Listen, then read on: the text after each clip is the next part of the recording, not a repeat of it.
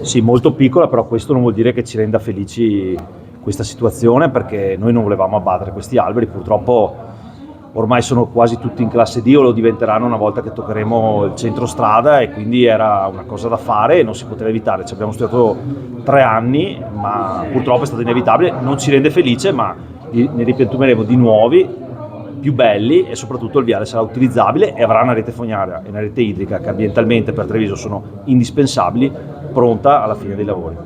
Ci sarà anche una rete ciclabile che adesso non c'è.